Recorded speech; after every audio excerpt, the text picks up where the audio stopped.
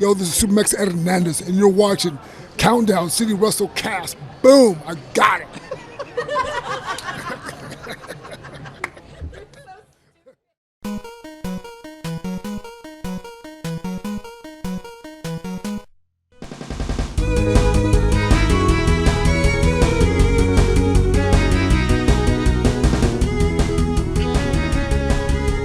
What's up, heels and baby faces? Welcome to another episode of the Countdown City WrestleCast. I'm your host, JC, and I'm joined this week by Tommy. What's up, guys? And Mike. Mike, this is 2020. We're in the home stretch. Let's get this done. Mike is still chilling in the Thunderdome, too, by the way. Yeah. So, I can't find my way out, man. There's just TVs everywhere. I'm lost. I don't know where disruption comes from. I can't find their tunnels. So. Makes you wonder, like, do they walk out of the TVs? Like, are they watching and they come in? What I want to know is who's the techie in Disruption that hacks in and lets them have their own, like logo and stuff when the lights go out. That's some hacker. The hacker, obviously the hacker, which I still think is Mustafa Ali. So I just wish they would bring that back so they can, I don't think Vince remembers that Ali is on his roster, to be honest with you. I don't think he ever remembers that. We don't have a phone connection in the arena, so he can't dial in, So, I mean.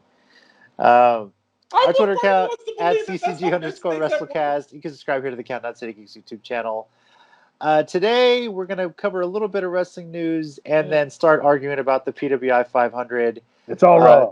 Tommy will probably go off about why all these New Japan guys are not higher on the list, why Okada's not number one. He's right, but wow. Mike is going to argue that Cesaro should be higher, no matter where he is on the list. You know it's bad. You should be number one, obviously. We'll get to it. And I'm going to be laughing the whole time, so that's probably what's going to happen. Yeah, so. I almost went off right then, but we'll wait and get to it when we get to it. Oh, no. We have to start his timer. All right. Little wrestling news we do want to cover before we start arguing with each other. Ivar, we got some news that he needed neck surgery. We don't know how long exactly he's going to be out, but Eric, I think we know, is Ray Rowe. We know him in Texas for a while, so obviously this impacts him. He himself had to deal with his own recovery off a motorcycle accident years ago. So it just sucks that this is happening because when one person on a tag team gets hurt, it kind of stalls everybody, and they don't like to push. I don't think they're going to push Eric/Ray Rowe as a singles right now. So hopefully he recovers well. They had him, what was it, helping out the Apollo Crews and Ricochet, if I remember correctly. The non-hurt business black guys. Yeah. Well, at least you said it. I didn't. Yeah. No, don't worry. I knew you were thinking it, but couldn't say it. Don't worry. I got your back. Speaking of which, that new stable, of course, Big Swole loves it because her husband's now a part of it. So, she's commenting about that on Twitter. So, well, I can't hate anything Big Swole says. So, yeah. So she gets a pass. Now, another bit of news, something that we had really talked about on this show pre-pandemic, is that I think we all agreed Jeff Cobb would be a perfect fit in New Japan, and lo and behold, it's finally happening. I'm very happy for it, especially with New Japan basically being back, whether he's going to be a part of the crew in Japan or here in the U.S. Yeah. I think it's really good.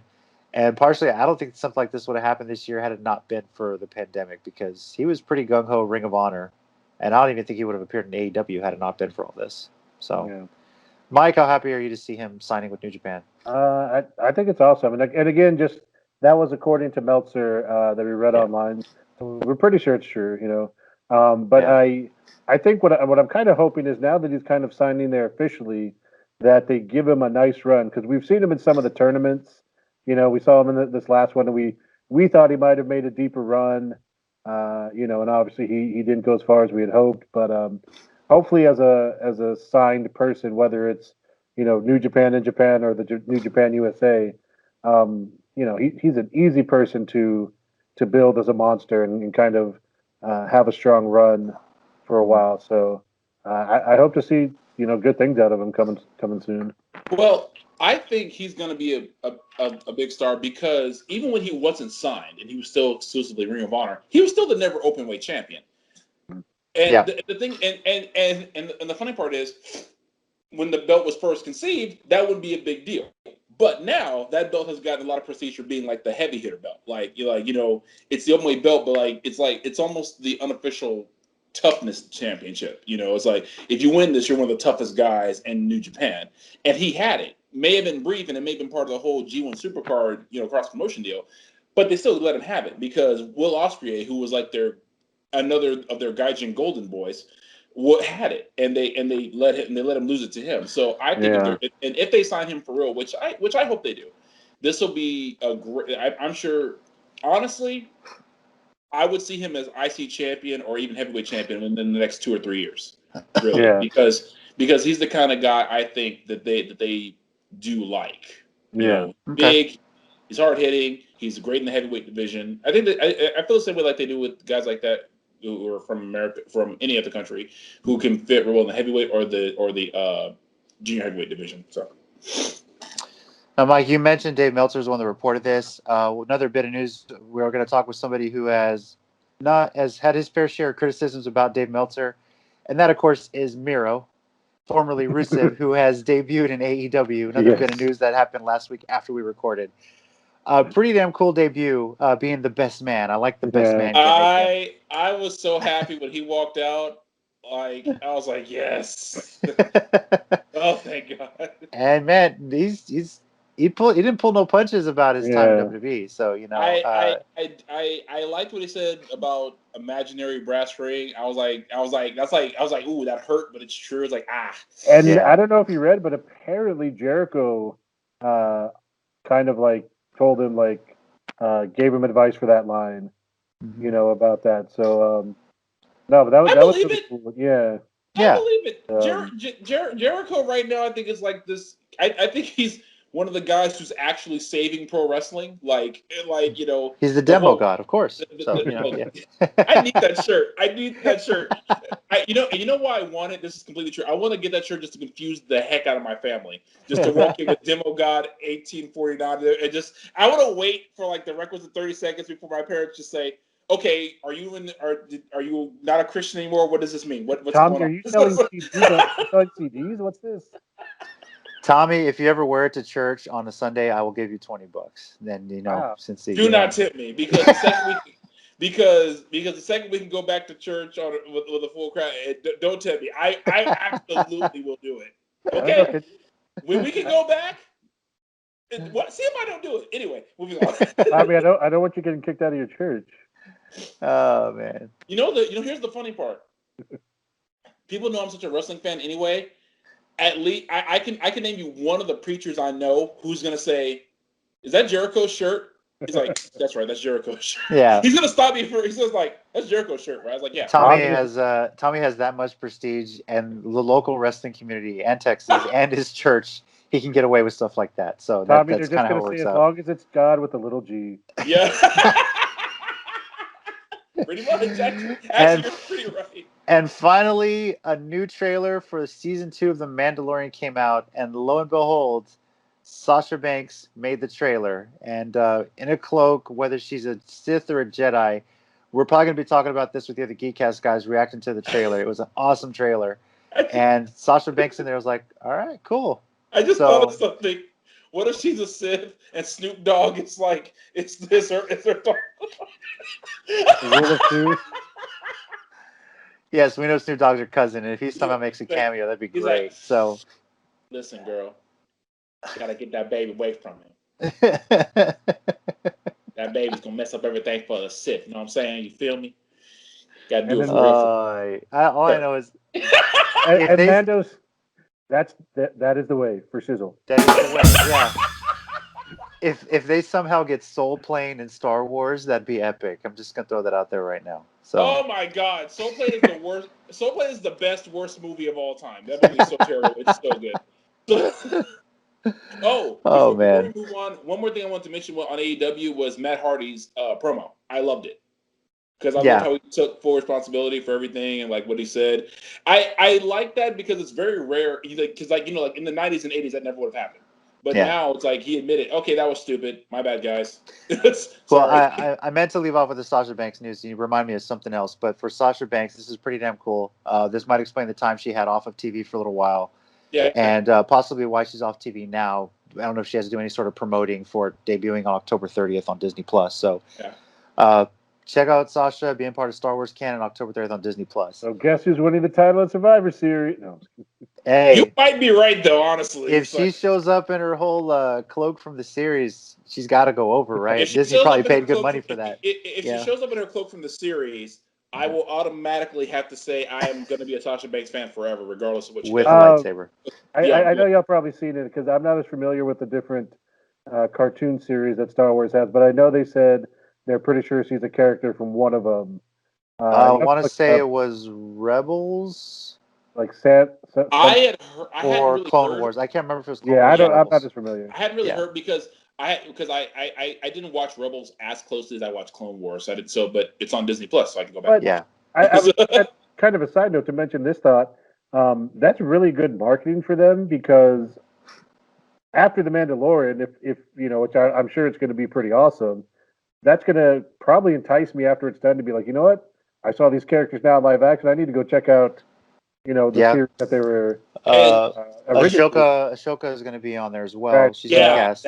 That's really why I want to see it because she was one of my favorite. Yeah, what's that awesome actress who's playing her? I can't think of her name. Oh, who was playing her? Yeah. Rosario Dawson. There we go. Yeah. Yes, because love her. I feel you. I'm with you there. And one bit of wrestling news. This just reminded me. Of course, last week when we talked about All Out, we talked about Matt Sydal's debut. We talked about it being humid. And my God, did Being the Elite ever cover this in the most awesome kayfabe way? Whoever says kayfabe is dead is complete bullshit, especially with what they did. I actually missed this. What was it?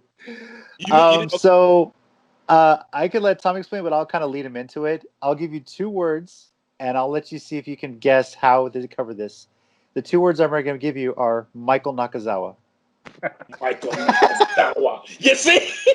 He touched the ring in some way. That's he basically said when they told him you're not going to be a part of the Casino Battle Royal because we have Matt Sydal coming in, Nakazawa snuck out to the ring and oiled up the top rope for his debut. So when Sydal came, he slipped and fell, and Nakazawa, that's his revenge. If they turn this into a big ass feud going into Full Gear, I'm all for it. I was going to say, they do it on Being the Elite. I'm for it. But they need to put that on Dynamite, man. Just go with it. How do you know they won't play the snippet of that? I hope so. I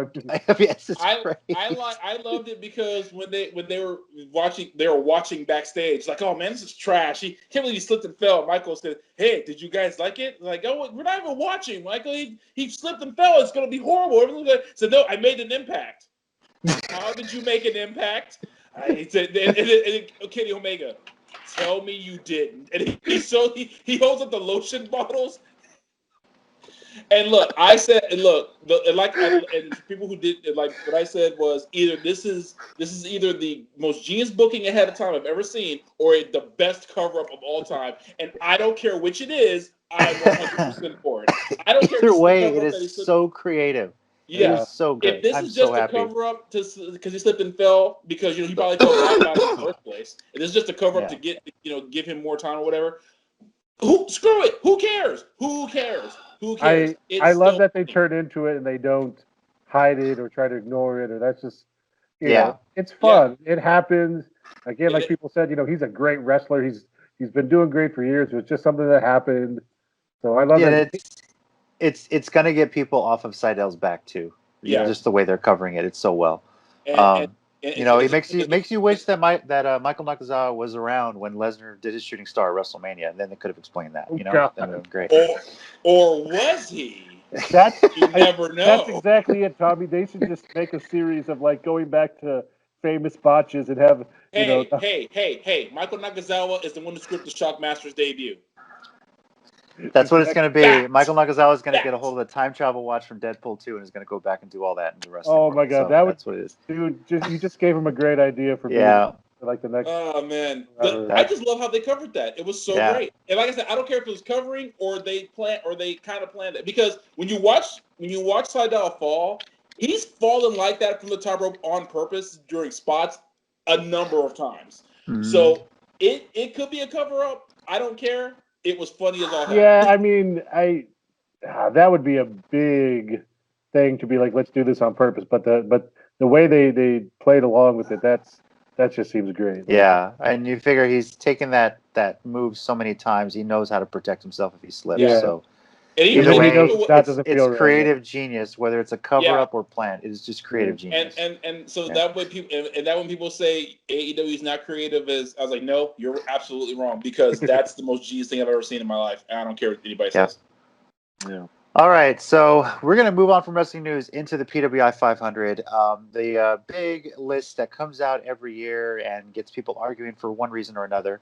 Now, the list has a little bit of some new aspects to it this year. First, the criteria. We'll go over that as we do every year. Criteria, of course, is win-loss record, technical ability, influence on the sport, success against the highest grade of competition, and success against the most diverse competition and activity. I believe you have to have wrestled, I forget the minimum number of matches, but at least one match over 7 months. And the period Are you sure was it's not just one match? Because Lesnar's on here. Between 7 months. I have no idea. So then, of course, they think the grading period was July 1st of 2019 to June 30th of 2020. So there's a few COVID months in there, how that impacts it as well. Yeah. What is new to this list, normally it's not new that women have been included in the list prior, but it's only been like one here or there. This is the first time they're including multiple women, and they're actually changed a bit of the criteria. So starting this year, regardless of gender, they're looking for you if you excelled against opponents of any gender, if you've held traditionally male or gender neutral championships. Now, if you competed exclusively or almost exclusively in a women's division or a women's promotion, you're not eligible for this, but there will be in the women's 100. You'll still be a part of. That being said, 14 women made it onto the PWI 500, which is pretty damn cool. Yeah. That's a first, That's interesting, and I was reading some of that on the information you sent. I do think, just kind of looking forward, I think one year they should just do straight top 500 men's and women's, just where you rank everybody. And I understand some guys, only face men, and most women only face women, but I still think it'd be interesting to see how you would place them if you just put them all in one big pile. It'd be interesting. I guess to me it's like I get that part of the list, and it's kind of cool, but it's like, what about the women exclusive promotions that do really solid matches? Stardom, WSU, Shimmer. It's like I get the inclusion of the list, and I get there's going to be a women's 100. It's like it's still kind of, I think, experimental. I would just prefer to just put like everybody all together.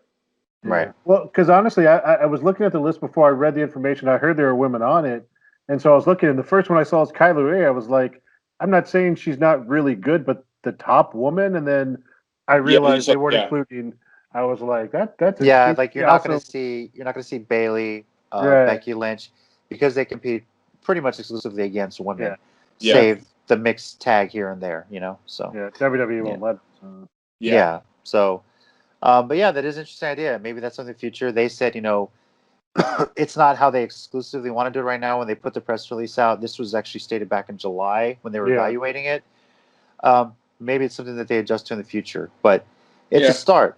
But I can't get too mad because Faye Jackson's on it. So and as a diehard lover of Faye Jackson, I did okay. Well, I think that'd be cool down the. Maybe that'll be cool down the line, but maybe it's still a little bit too new to go away from the women's 100. That's just over 10 years old. You still have some time to build that up, but and give women more, so they're not just lost in the 400s. You want them to get a full list and everything. Well, honestly, I don't know. Like, I don't see anywhere, like after, say, Becky's run last year, or even Bailey's run this year, that she wouldn't be right there in the top, top 5, top 10, depending. But I know what you mean. I just, it'd be interesting to see if they did it one time. Yeah. Or maybe even like you have the, the women's 100, the PWI 500, and then like separately at another time, the all wrestling, maybe 300 or 250 or just something. That would be cool. Where it's everybody, no matter what. This is like the best of everybody, no matter man, woman. But, I like it. You give more people on the internet reason to argue. I like it. So, Would you? How about this? What if they did like a men's 300, a women's 100, and then everybody 500? What would you think about that? Something like that. Yeah. Like they That would could work too. they would shorten the men's list down, Yeah. and then and somehow Brock Lesnar would still be number 2. I don't know how, but he would be. And do it that way because that's the number of matches he wrestled. That's not his rank. Yeah. So. And I don't know He's why not he had wrong. such a busy year that year, but I don't know. Yeah. I mean, he wrestled 2 matches, dude. He was working overtime. Let me tell you. Yeah, couldn't get the refinance on the house, so you had to pay some rent. So that being said, of course, Mike mentioned Kylie Ray was the first woman at 78. Tessa Blanchard at 83 was the only other woman in the top 100. Some of the notables: Tommy mentioned Faye Jackson at 160. Alley Cat, who we've seen at Heavy Metal, was 110. Look at the names I'm trying to remember here. Max the Impaler sounds familiar. I don't know if I'm. Yeah, I don't know who that is. I gotta be honest. I've met Solo Darling. I've met her. I've met Ashley Vox and Delmi Exo because they usually show up at Sabotage. I think they're still the tag champions, and they are so fun to argue with. Oh my god. They are like 2 of my favorite people to get into it with because they can give it right back. That's like a Texas indie initiation for wrestlers. Yeah, like you got to argue with Tommy at a show. The Tommy initiation, exactly. It's like and look, and when they pass the test, you know what? The rest of the wrestling world is now yours. You're ready for the rest. If you can take Tommy, you can take anybody. So what you're saying, Tommy, is that Lance Archer owes his career to you. Yes, that's what you're saying. As a matter of fact, he does. Because the picture I posted the other day of him when he's putting his freaking nuts on the back of my head. So forget that guy. So yes, he owes his career to me. Tommy, whose tweet or what was I reading where someone said the first time they met you was when Sean Vex held up his sign at ACW? Oh, what's who said that? I forget who said that. I'm not going to recite the sign. No, Tommy, you have the permission to do it if you Tommy want. Well, I'll do the piece, the TV PG version. Tommy is a BAN, and if y'all can't figure out what BAN stands for, and I'm saying it, you're either way too wholesome or you're not thinking hard enough. But let's just say it refers to my status, my posterior, and a derogatory term for black people. There you go. Anyway, so. One of the best moments in ACW. I'm not gonna lie. I was also just thinking about that South Park Wheel of Fortune parody. But... Oh God, I remember when he because I saw him the night before at another show. He wasn't wrestling. He asked me if I was going to be at ACW that next day. And when his music hit and before he came down, I was like, okay, what did he do? When he walked out, he unfolded that sign. I was like, I hate him. Hey, that was the first time a wrestler had a sign for a fan. That's epic. No, what pissed me off was the entire venue lost their shit collectively. Like how everyone cheered. I was like, yes, like no. I was like, first of all, why are all of you cheering? Forget all of you. It was funny. It got him over. I mean, big. I mean, I don't care if he was a heel at the time, but he was a face for that moment. Let's be honest. He was a heel that night, but he was so over in that moment. Oh. It was so bad. But it was great. It was so great. The pictures afterwards were hilarious. I don't know if I still posted them. I think you did a lot. They made me hold that sign, and I have never seen so many wrestlers come from the back collectively after a show to get a picture with the sign. Even guys were the ones that they booked just to fly in for the show that aren't normally ACW. Yeah, I'll take a picture with the sign. Why not? Athena she had on like a robe. She hadn't even finished changing yet, and came down and took. I was like, you don't have. I was like, fine, whatever. I don't care. So this giant group opportunity. I was like, I hate all of you. I don't like a single. Look, Tommy, just put it this way: one of these days, there's going to be a WWE Network special about Tommy, the fan from Texas, and all these wrestlers that were signed are going to talk about that night, and these pictures are going to show up, I'm just courtesy of your I'm laughing Facebook. because immediately I just thought of how one of them is going to be Ray Rowe, and they're going to be like, and the special is going to start off like, do you know a guy named Tommy in San Antonio? Oh yeah, dude, he would never shut up. I remember that guy. Yeah, he talked all the time. He was friends with my ex-wife. Let's not forget Bobby Fish at Ring of Honor. That snapshot that Fox 29 got and put it on their website was perfect. They're gonna show him. He's gonna be like, Tommy, no, I don't know that guy. They're showing a picture of me. I remember that guy. I do know him. I know we're pretty much doing this now. We do this a lot, but we need to do one episode that's just like our best memories of indie shows that we've been to, or not telling the DVD story again. Down. Do it, Tommy. You don't have to tell the DVD story, but I'm going to save this story whenever we do. Is WrestleMania 32 weekend, and I'm going to save that. I'll let you guys know. We'll talk about that. And, okay. Yeah, we need to do a show. We'll save it. Back to the PWI 500. We'll actually get to the list now. All right. So previous episode, I had mentioned the top 10. So I'm actually going to go to reverse order and just do the top 25. Okay. Number 25. Number 25. We'll go in reverse order here. 25 is Walter. And Kento Miyahara. Yes. Alistair Black. Surprising but sure. MJF actually moved up 113 spots. Will Ospreay. Okay. And 20 was Jacob Fatu. He moved up 286 spots. Last year he was in 306. I saw him live once, and he deserves it. So. Yeah. MLW, right? I think he's. Yeah. And then Braun Strowman. 18 is Ring of Honor champion Roosh. Oh, nice. Who, big jump. He was 137 last year, up to 18. He deserves that. 17, actually stayed in 17 where he was last year, is Kota Ibushi. Then we have Bray Kota Wyatt. Ibushi's neck at 16. Bray Wyatt. Nick Aldis. Roman Reigns at 14. Kenny Omega. Kenny Omega actually dropped from number 8 to 13. Brock Lesnar, who wasn't on the list last year, but comes in at number 12. But Keith Lee went from 157 to number 11 this year. That blew my mind. Congrats to Keith Lee. Hell of a year. And I think the way his projection is right now, he's top 10 next year. He might very be. much so. Yeah. Very much. He's right outside. AJ Styles dropped to number 10. Kofi Kingston dropped to number 9. Seth Rollins, last year's number 1, dropped to number 8. Cody Rhodes moved up to 7. Kazuchika Okada dropped 1 spot to number 6. No! Okay. Number 5 was Tetsuya Naito. That's fair. Okay. That's fair. I knew that I'm would better. come back. Better now. Current WWE champion Drew McIntyre is at number 4. Chris Jericho at number 3. Adam Cole, fresh off a long reign as NXT champion, number 2.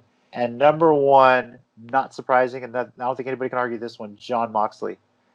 Oh, a lot of people will. Don't worry, but I will say that this top 10, I don't really have a problem with. Like honestly, Okada should have fallen that 1 spot to Naito because it's Naito's turn. Yeah. You said that from January 4th on, So, and the only reason I'm not mad that Naito's not higher is because I look at because Moxley should be 1. I completely agree with that. But when I look at Cole, Jericho, and McIntyre and the year they had, I'm like, okay, that's kind of fair. I can't even get that because Naito's win streak didn't really start until he got to Wrestle Kingdom, and McIntyre's kind of didn't start till Royal Rumble, really. But Adam Cole's tear with the belt was ridiculous. So I'm not even remotely mad at that. Yeah. Adam Cole was working overtime to make himself the best. No, and if Moxley doesn't have the year he has, Adam Cole is easily number 1. Yeah, Moxley went New Japan, IWGP US title, AEW champion, competed in the G1, just everywhere. He just put his name out there, and it's been pretty damn cool. And to be perfectly fair, if Cole had placed higher, I wouldn't have been that mad about it. I'd have maybe been like, I'd have questioned it a little bit, but I think I would have been like, I kind of see it, because those two had a solid year, man. Yeah. Now, I've always loved Adam Cole though too, so some other notables here. Mike, I know you were probably looking for it. Cesaro was 127. Of course he was. He dropped from 74 to 127. His tag team partner, Shinsuke Nakamura, who he's currently a tag team champion with, is at 26. So, You know why? Why? And you know what? I'll save it for my 20-second warning. I think it's cool. Matt Taven was 45, so that's cool. Yeah. Taven 45, Daniel Bryan 32, Finn Balor 35. Pac actually moved up to 39. Look, just kind of going around here. Just so we're clear, they're telling me that Sammy Guevara is almost twice as good as Cesaro based on numbering. So, oh boy, right there, your list is illegitimate. I'm just gonna. Oh god. Yeah, he's at 61. That's so true. Tommy Lance Archer's 59. Just so you know, I'll let you. Probably going to be higher next year too. Yeah. He's probably going to be higher too, especially if he wins the world championship. Jeez, I'll never hear the end of it. Next year, he's like number 5 or something. Crap. Yeah. Brian Cage recently jumped from Impact to AEW is at 51. Kenta is at 58. And I don't think he was even on the list last year at all. I think he was dealing with a lot of injuries, so he wasn't appearing. But fresh off his joining the Bullet Club this year. I think he'll be higher this coming year, given what he's done and winning the New Japan Cup USA. So I don't know if you're getting to this, but Shane Taylor made a nice jump. He's at 65. Really, pretty damn cool. He was at, good. Yeah, he was at. It says he was at 253 the previous year, so that's right. Awesome. Let's see, Otis up to 69. That's appropriate number, I guess. Right behind him was Jeff Cobb at number 70. So look. Oh my God! I understand because that's so funny to me.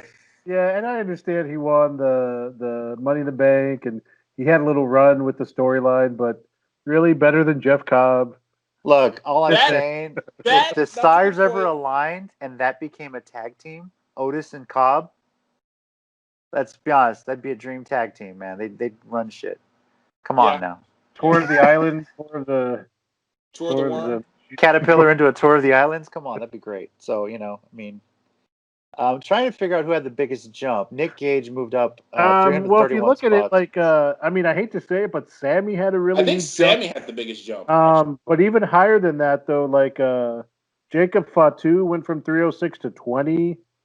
I was looking. I think Darby Allin, yeah. What did he increase to? I haven't seen that yet. He was 55.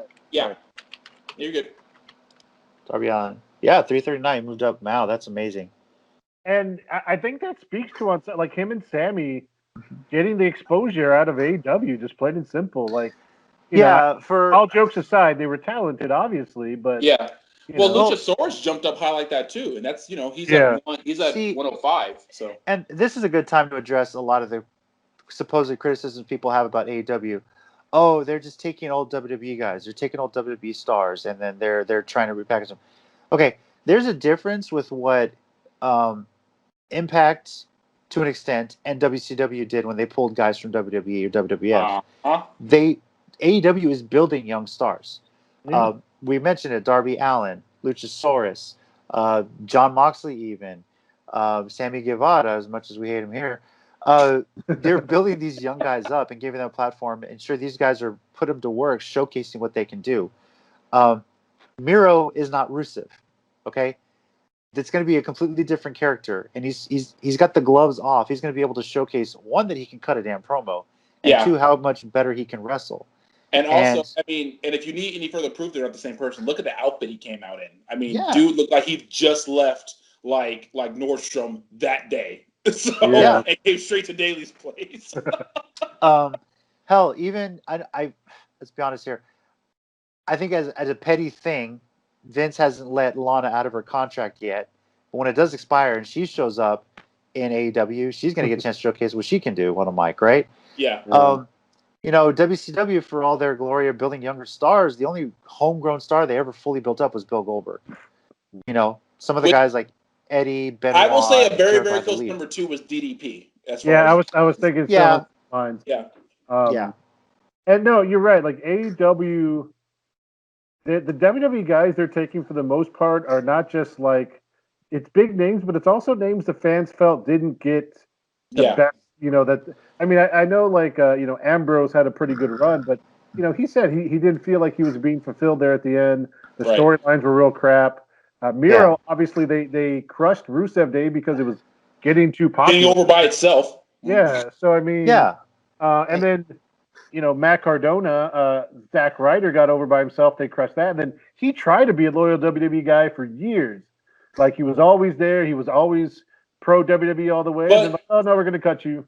But see, that's with Matt Cardona's where they don't have an argument because they're not even actively trying to push him over the moon because he doesn't have a full contract deal yet. If they were WCW, straight up, they would push him right away. Because contract or not, they would push him right away. But they're not. He doesn't have a full contract deal. He's just on there on a case by case basis, which is fine. That's that guy's right to live his life. Because I'm sure he's making enough money, plenty by himself with whatever he's doing. Matt, he's that smart. But I think one of the best guys that they're doing stuff with is Brody Lee. I don't, because between the Dark Order and how freaking hilarious they are being the Elite. Because oh my God, I want to join the Dark Order now because I don't know if you guys saw what I tweeted. I said I want to join the Dark Order because honestly, Brody Lee wouldn't be the worst boss I've ever had. Honestly, I thought you meant the Sinbad tweet too. The Sinbad thing too. but I tweeted this before. I said I would join the Dark Order because honestly, Brody Lee would not be the worst boss I've ever had. He really wouldn't be. And it's like, and even when they're pushing old WWE guys, if you want to just use that moniker. But also, look at who else they're pushing. Orange Cassidy, Darby Allin, Sammy Guevara, and Best Friends, Pride and Powerful. You got these guys who are being pushed because they're going up against old WWE guys. The fans of Orange Cassidy, but everyone else was writing him off. And Jericho said, no, screw that. I'll wrestle the guy 3 times in a row. I don't care. And Orange Cassidy now's merchandise is probably the hottest selling thing right now. So he's got his own GIF on Facebook. I just added. I don't know where he is right now, but I expect him to make a huge jump next year. 84. 84. Okay. 84. He moved up from 224 to 84 this year. I think he may be top 15, top 10 next year if he. Oh God, yeah. I think so because I think just like I said because of the series with Jericho, he still has the same gimmick. He still has that laid back stuff good thing. But like when he was wrestling Jericho, he was fired up. He wanted to beat him up. So yeah. What's kind of interesting? You kind of mentioned this, JC, at the beginning about there being COVID months. How many of these guys got lower because they didn't get to wrestle? Like Walter, Walter's one. Jay Lethal hasn't been able to. Walter Lethal. Scurll fell to 50. He fell to 88 from 52. Jay Lethal fell to 86. A lot of these, a lot of the guys out of England and Europe, didn't get to wrestle for a long while. Like to me, Done. Yeah. Like to me, Evil and Sonata from I think they fell off because of all this stuff too. Because because even if this wasn't the plan for Evil to turn on Bullet Club and everything like that, I still think him and Sonata would have placed higher had they been able to keep wrestling. Because for one, Evil just keeps getting better and better, and Sonata's just a beast. So Yeah. Notable, we talk about how the WB doesn't develop too many young stars. Velveteen Dream dropped to 90. He was 26 last year. And it's almost a missed opportunity, too. Ricky Starks, we love him here in Texas. He actually debuted on the list at 92. Wasn't on there last year. Pretty damn cool. Another guy I expect to make a big jump. Yeah. You know who I just double checked to make sure he's not on the list, which sucks because now he's world champion? Eric Young. Yep, because it happened after. Oh, they didn't let him wrestle last year, so Yeah. So. And now here's an interesting one for you guys. I want to see y'all's reaction to this. So Leo Rush is 99. Last year was 260. Are you guys familiar with the TV show The Challenge? Yeah. Yeah. He is on the cast that is filming right now of the next season of The Challenge, 36. Really? Yes. I'm going to be talking about this on the Island of Reality podcast this week. But yeah, the cast is out there. They're filming, I believe, in Iceland. They were quarantined. He's one of the rookies on there. The Challenge is starting to pull from a lot of reality shows, people from all walks of life.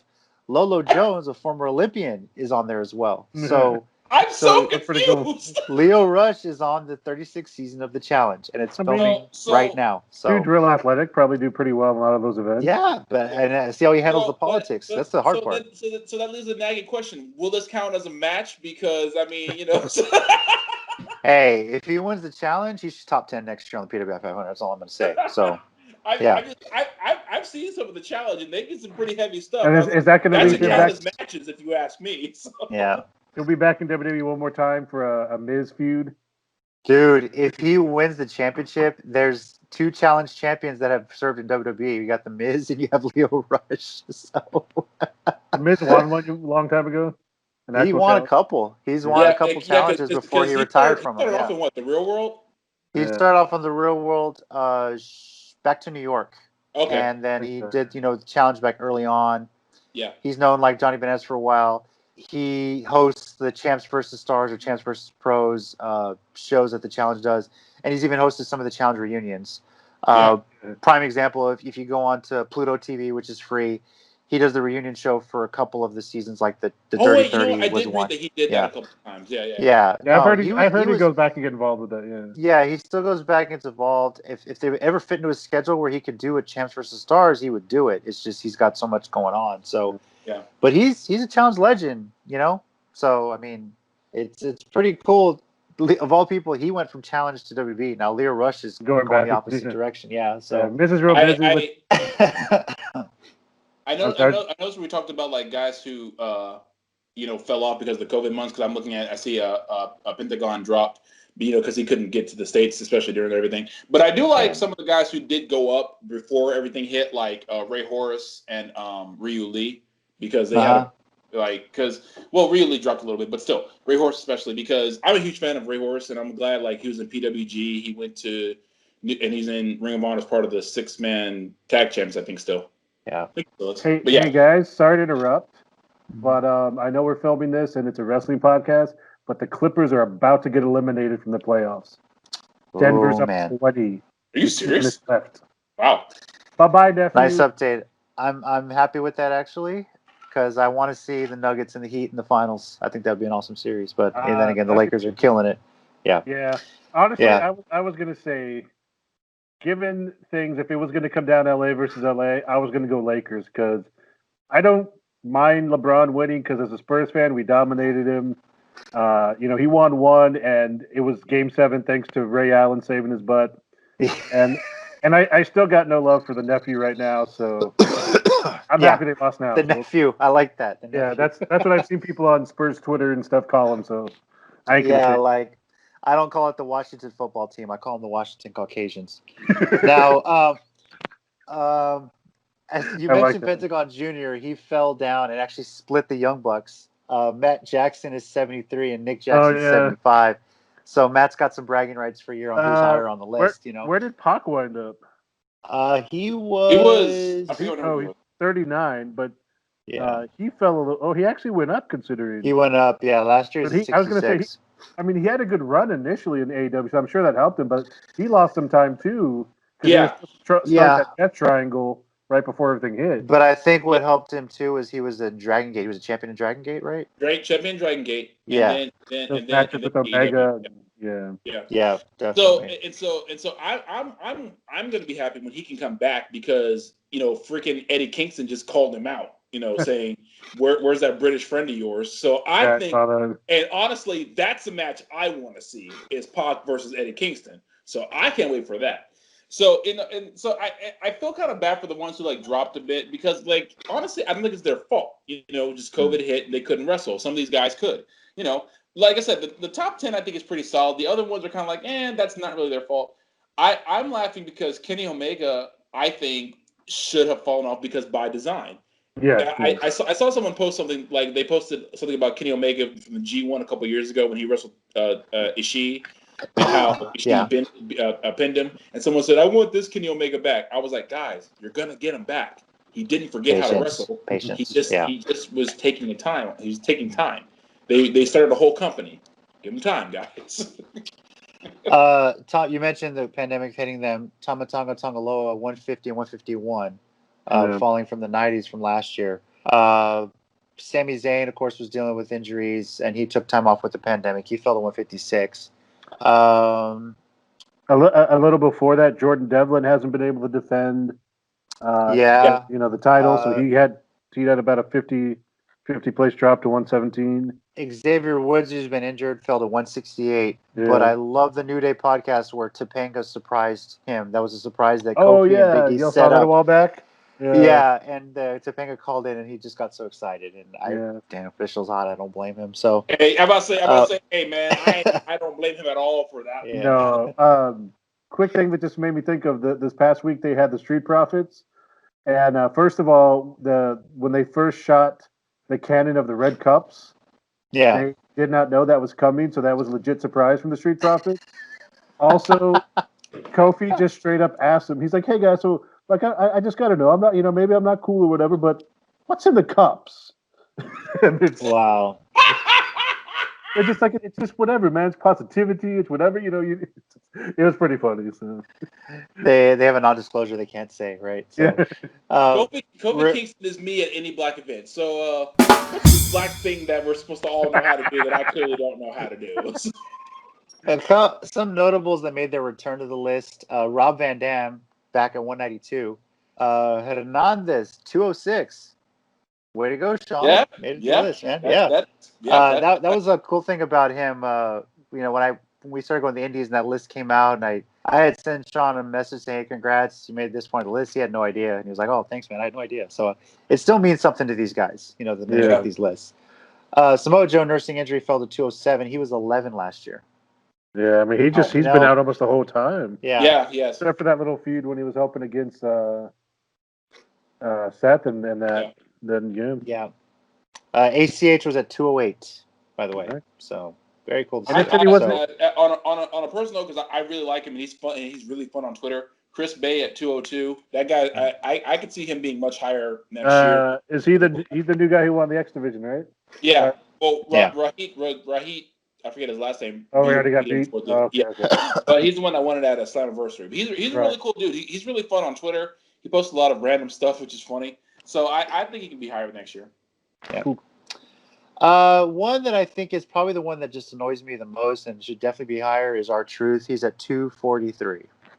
Oh, shit! Homeboy was at 56 last year, and I guess all those 24/7 title wins don't mean a damn thing. Oh, that's bull, man. Yeah. R-Truth is killing it all the time. I just want to see him come out and be like, I think it's awesome that I made the women's top 100 PWI. Oh, wait, what? Oh no, it's the 500. My bad. Oh my God. Man, that's not fair, man. R-Truth I agree. puts it all. Okay. No, that's probably my biggest problem with the list so far. Is R-Truth puts in so much work. Did y'all see the story that came out about him where the Lesnar interview he did a while back, or the promo that they backstage that they couldn't make him laugh? I think Heyman did, and so Lesnar didn't know what he was going to say, and so he got him to laugh. Which is pretty damn cool. A couple of Texas wrestling ties. Davey Vega 296, Matt Fitchett 297. Nice. Yes. The other besties. Yeah. Laredo Kid falling to 299. Yeah. Let's see here. Real quick about the besties before we go on. Did you guys know that what their entrance song is? Yeah. Savage Garden. What is it? What's the name of the song though? Is it Madly Truly? Truly, madly, deeply. Oh my God! Yeah. Did you know they have a whole dance for it? Yeah, I've honestly followed them for a long time since ACW. So I've seen all the stuff they've talked about. Oh my God, that's hilarious. When we saw them in Austin for what the frick is the name of that promotion? AAW. Inspire.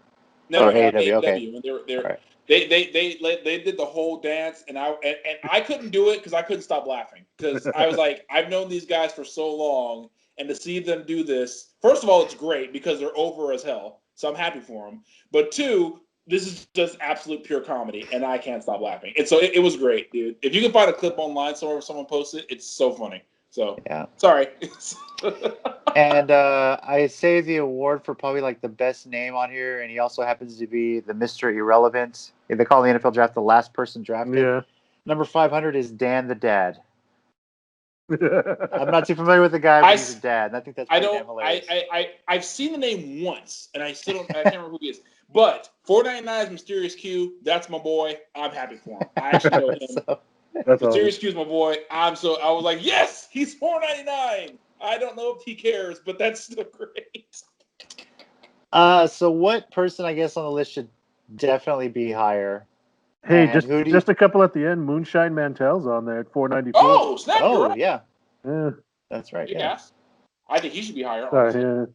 yeah. So who's the biggest one that should be higher? Number one, and number two, Ooh. who will make the biggest jump next year? Cesaro? R-Truth should definitely be higher. That's bull Yeah. that he's not. Okay. Taiji Ishimori's at 340. Are you freaking kidding me? Sorry, that angered me a little bit. So- He fell off big. That's Yeah. bull, man. 134. He's gonna be higher next year because that's bull. See, like, this is what I don't understand. Shorty G is ahead of Cesaro. In all seriousness, like, if nothing else, Cesaro has been solid wrestling as a tag team. I know it's not singles, but there's a lot of tag team wrestlers on here. Shorty G hasn't got. He had small things. Yeah. Murphy's pretty low considering what he did this year. Honestly, Yeah, I agree. he's at 114. I think he deserves to be a little bit higher up there. Angel Yeah. Garza. Well, he kind of came in late. Angel Garza just kind of so he's probably about right. So he's pretty good. Big E should probably be a little bit higher than that. Yeah, and again, I think when he gets this little run, he'll Yeah. next year probably be a little bit higher. Now, something to think about too. Of course, this is also the first list that does not have Jushin Thunder Liger in the history of the PWI 500. Yeah, thanks for Yeah. reminding us why 2020 has gone insane. I know. So I'm crying like he's dead and he's not, but still. so Mr. Anderson still wrestles. he Yeah, made a NWA. reappearance on the list. Where? So yeah. NWA. So, Yeah, he wrestles on Power. Oh, okay. Yeah. I haven't watched it as much. It's definitely getting more competitive as more promotions stream. Oh And, crap! and Ace TV Austin deals. is 94.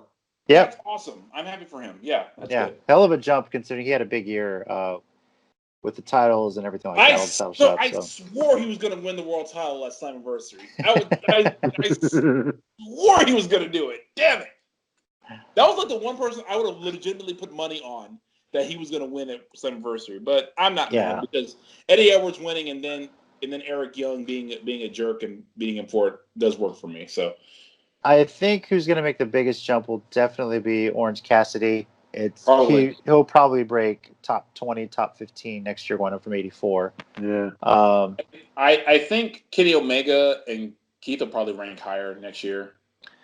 Well, do you think Moxley could actually repeat as number one? It's possible. You know, it's possible, but I also feel like he's going to lose his title within the time pretty soon. So which title? AEW or AEW? I'm sorry, the AEW. Yeah. Okay. I think between the two. Honestly, I think he'll lose the U.S. title pretty soon too. You know, to Kenta.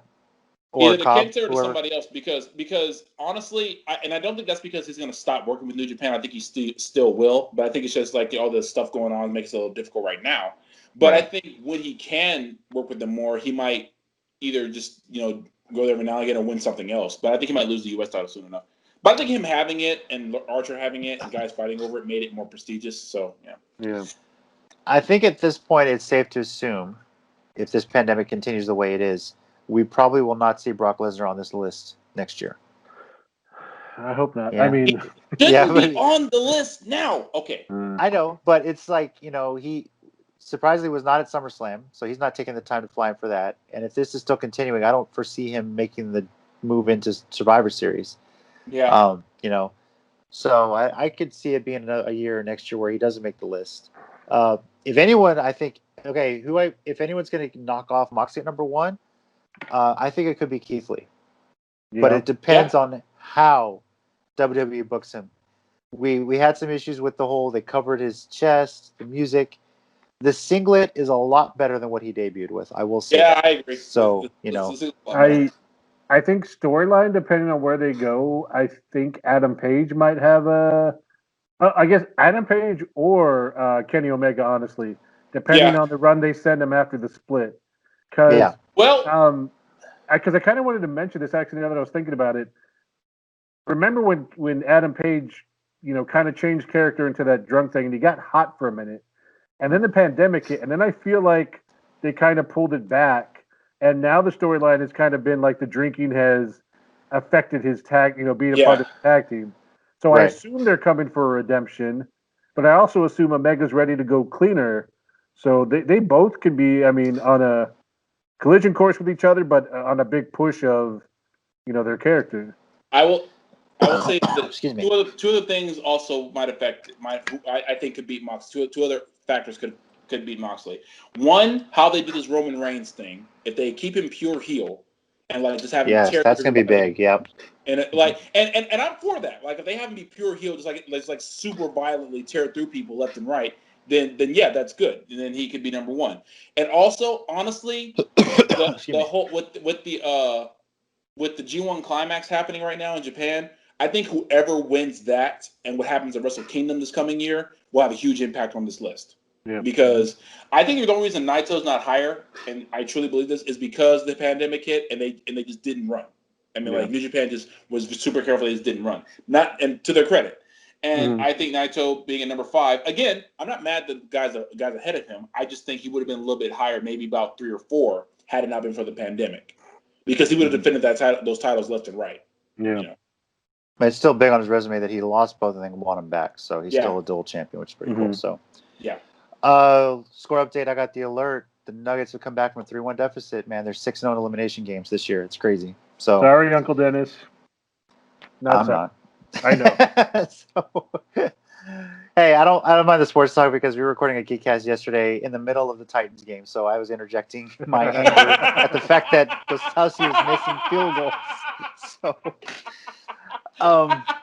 at least we won, thank God. Now, I think that pretty much wraps up what we can say about the PWI 500. Whatever you guys feel out there watching this, let us know in the comments what maybe your top 10 would be, what your top 25 would be. Please try and keep it clean. I know this is the time of year everybody argues.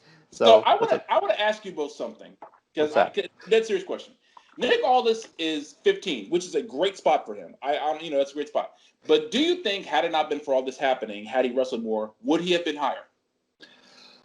Yeah, I think he would have been top 10. Okay, for sure. Yeah, and especially holding the NBA title. Yeah. Yeah, and for him, I feel like he's really good, and I know I've read a lot about the stuff he's been doing there. I just think it's the exposure. I know NWO has gotten more prominent, and they had a pretty good run, but I mean, maybe he would get lost in the booking at some of the other companies, but it's also, I mean, I think if he had more recognition and more people, not just us diehard wrestling fans, that go on Reddit and all that stuff, and watch all the news dirt sheets. But if he kind of had a more well-known name, I mean, I think it'd be top 5, honestly. Yeah, I think the sad part about all this pandemic stuff was I think NWA Power was really, really going strong until all this hit. And that really breaks my heart, because they were really doing something good, and then all this happened. Now, not to say they can't come back from it, because honestly, I think the way they were shooting Power was kind of like low cost but high reward. It was like they didn't really have the music for the wrestlers. It was very old school. They just came out, and like that. But so I think they can come back from that. And honestly, what might help them is the fact that Thunder Rosa showed up on AEW. Because like everyone's gonna be like, well, where the hell did she come from? And she's defending the belt. Right, this week against this week. Tomorrow. Yeah. Mm-hmm. So honestly, when they come back, they could have a lot more fans watching, because because both Billy Corgan sucked it up and said yeah, Thunder Rosa can wrestle there, and Tony Khan and those guys said, hey, can we have Thunder Rosa for a show? So this stuff happened. Everyone's like, hey, can we just have some good wrestling matches real quick, because our egos won't get in the way. Won't get away as much for these 6 months. And piggybacking off the Aldis discussion, Roosh would have been top 10 as well. I think major promotion would have been a showcase in the top 10 had it not been for this. But I do have a problem with this list. I have one problem with this list. Okay. Roosh's kid should have at least been 500, because he cuts a great promo, and if I'm not mistaken, does he have like at least one non-title pinfall win over his dad? I'm just saying that's still the same number of matches as Brock Lesnar, and he cut a promo, so that's more promo than Brock Lesnar was cut. Roosh's kid should be number 500. That's just my opinion. Whatever. How could you say about Mr. Dan the Dad? Dan the Dad. How dare you insult Dan the Dad? Jesus. All right. Let us know your thoughts on the list. Tweet them at us. Leave a comment here, and this will be fun. We'll see how it plays out. If you're interested in getting the list, your hands on the copy, you can order a digital copy at the PWI website. I'll put a link here in the description and on the graphic right here as well. The digital version is out. The print editions will be coming out within the next month or so. Still waiting for mine to come in the mail. We get a print subscription. I'm old school like that. So now we'll move into our 1 minute warning. I'm going to start with Mike because you debuted a pretty cool segment last week. I'm curious if you're going to bring back a good thing and a bad thing. So, I'm so glad you asked because I totally did. Yeah, I figured. This is my new favorite segment of Mike's. So give me a second to set this up. Now, while you set that up, I'll let you know Animaniacs is coming back November 20th on Hulu. Nice. So can't wait. All right, Mike. Whenever you're ready, set, go. All right. So I hope y'all can see that. A good thing is that Cesaro has been a tag team champion for 58 days now, since July 19th. A bad thing, Raw has now not been iconic for 15 days, and it's worse for it. And then there's a bonus bad thing, of course, and this goes back kind of to the PWI 500. Who took the pin last night against the Street Profits in champion versus champion? This is the unfortunate thing that Cesaro's been doing, no matter whether it's the Bar or it's his new tag team. He's a super tag team man, but he gets the man who does all the work and then takes the pin when his team loses. And I'm sick of it. So that's a bonus bad. I'm done. Let's just change that to a good thing, a bad thing, and just plain shitty. So good, the bad, the ugly. I mean, yeah. So I like it. Oh, good stuff. Back to Tommy, the center. You ready to go? Yeah. All right. Ready, set, and go. Okay, so to start off with, let's give credit to New Japan for the G1 Climax, Pro Wrestling Noah for N1 Victory, and All Japan for Champions Carnival. 3 tournaments going on right now. You can check them out all on their websites. Everything, they are all streaming right now, and they're starting off pretty hot.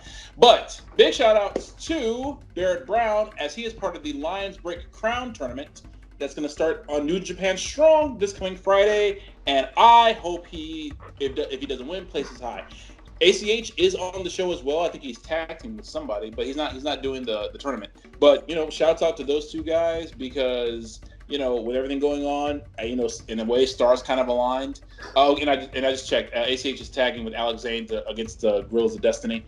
So big good ups to, shot. Yeah, seriously, that's huge. So I'm hoping big things for them this coming Friday. I'm hoping Barrett Brown win that tournament. So yeah, cool. I will be asking for your login so I can watch that. Yeah. I had one more small thing that popped into my head at the beginning of the show, but I'm just sitting it there. So we were talking about Jeff Cobb getting signed.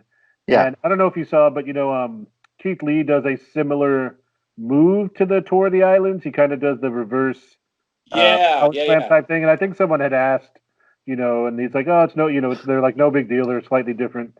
But it made me think, San Antonio wrestlers, I'm giving to you this to free. Big San Antonio wrestler, Tour of the Missions. Yes. Do it. Actually, that's pretty sick. Make it some sort of variation, Tour of the Missions. Boom. Yeah. Well, all it is you set them up, and while you have them in the air, you give a little cumbia shuffle like you're playing an accordion. And maybe it's a mission, so maybe bless them somewhere in midair. But... yeah, who knows, right? So. Or bless them after you do it, like Devon. Yeah. After you finish the yeah. But didn't Jeff Cobb come on and say, I'm cool with Keith, and he didn't steal anything from it? Yeah, I saw something like that. Like he was like, "Oh, it's no big deal." Like it's. But see, I laugh at that kind of stuff when guys try to start drama between wrestlers, and the wrestlers come on like, "No, we're cool. We're cool, man." Okay. The big guys got to stick together. So. Also, real quick, did you guys hear Darren Young now go by Fred Rossers? Yeah, sorry, he debuted in New Japan as well for New Japan Strong. Cool. Nice. Yeah. Nice. Cool. So just good for him. All right. My 1 minute warning is going to feature a pretty funny story. A memory popped up on Tina and Mine's Facebook a couple days ago. We got a date night about a year ago. Remember date nights when you can go out to a restaurant, not have to worry about masks, social distancing? Remember that so long ago? The way we were. Yeah, so we had gotten a babysitter. We went to P.F. Chang's, just a chance to get a date night getaway. And, it was a fun night. We got like one of those circular booths. Tina and I did. And, we're sharing that moment on Facebook. So great. And the first comment is from Massive. And he says, being the heel that I am, if I was there, I would have gone over and slapped both of you. So it was a fun date night. Seeing that comment and getting that memory pop up again, thought, man, I miss you, bro. I miss those comments like that, that banter. Just a fun memory to share. They just had the memorial service for him over the weekend. Yeah. I was not able to attend, but the day of the service, that popped up in my Facebook memory, and I was like, oh, man, this is just definitely appropriate. So rest in peace again, Massive, and thanks for the memory. Thank God you weren't there that night. You know what's funny? Is like that's probably how he wants to be remembered, as that kind of guy. So, by the way, were we babysitting that night? Actually, I think Tina's coworker was. Okay. Yeah. So, she was. Because Massive would have driven to your house and got in your kid's face. I just slapped your dad and walked. Knowing my son, he would have got back in his face like, he would have. You know. Hey, I'm still waiting for 18 years from now when your son and Richie go one-on-one. I'm just waiting. 18. They'll look the same age, so it's fine. You know, he at random times will grab his WWE championship, my son will, and say, "This is my belt. It's not Richie's." He'll say it at the most random times, so he remembers. Oh my God! His first wrestling show, he remembers. Oh man! Oh, dude. Props to Hybrid, by the way. They do have a Patreon set up. They are doing some weekly shows. If you contribute to the Patreon, they're getting those out there. So they're filming those obviously with no fans, but they're producing something, and I think it's really cool. They're showing the students how they can do this, playing to a camera and stuff like that. So I think Heavy Metal and is doing something similar pretty soon, like with no fans or like just limited fans. I think Mission Pro this weekend is having a limited fan attending show as well. Yeah, I'm gonna try to go to that. It's slowly coming back, but everyone out there, just please be patient with it. Be safe. It's gonna take a while. And like it's slowly coming back, but I think people who want it to come back too fast, should just be ignored. So just like people who like guys who are doing the show slowly, they're like they're having limited number of fans. Like like hey, once we hit this number, it's done. Like Daly's Place, for they're doing 10%, and then they did 50 for the pay per view, and that was it. And well, okay. Hey, it is what it is. And I think I saw somewhere where they're starting to sell like basically season tickets for AEW for however much longer they're going to be in Daly's Place. You just don't know. Which is smart. Yeah. So those open air kind of places like that are a little safer.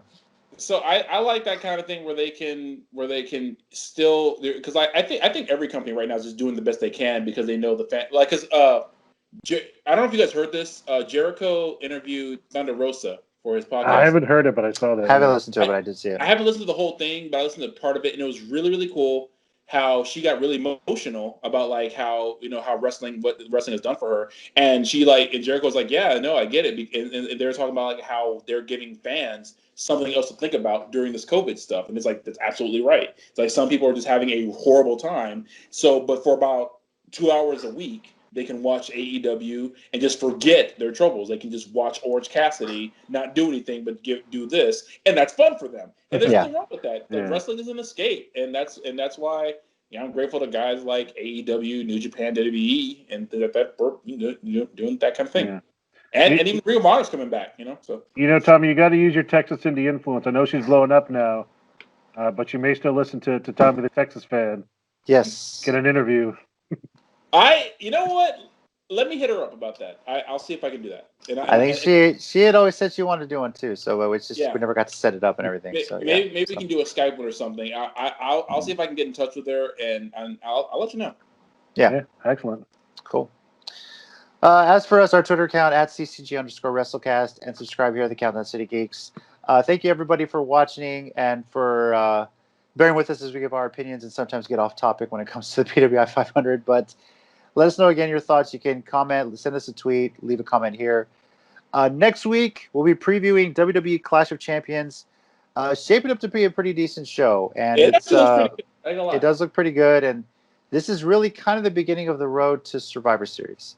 How this is going to play out. I know they had champions versus champions. Are they setting that up again where it's going to be SmackDown versus Raw Tag Team Champions? Are they unifying the belts or no? I heard that. So I thought at first the match on Raw was going to do that, but I think they may be like I have a feeling before Clash of Champions, like on SmackDown, they might have a rematch, and I assume Nakamura and Cesaro will get the win back, and then they'll do the rubber match and unify them.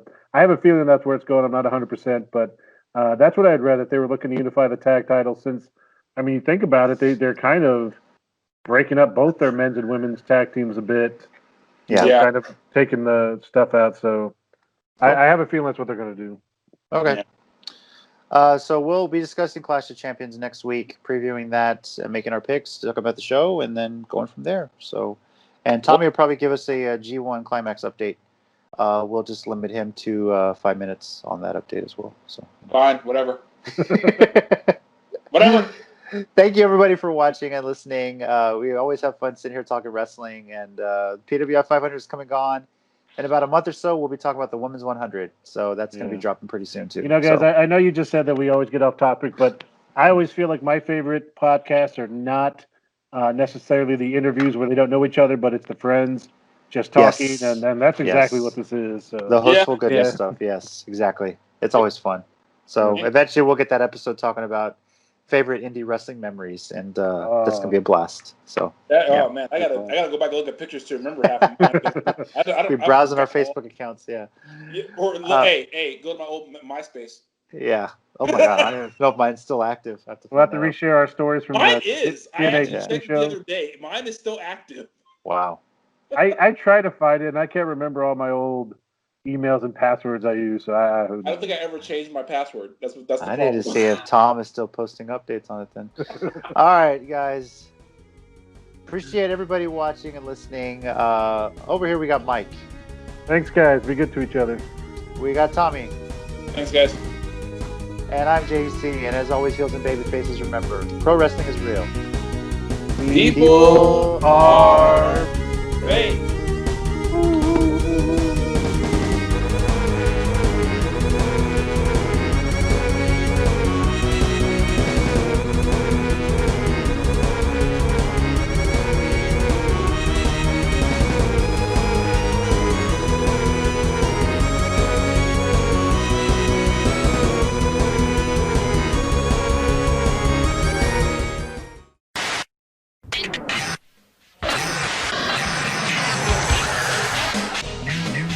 Hey yo, subscribe to the channel by clicking right here.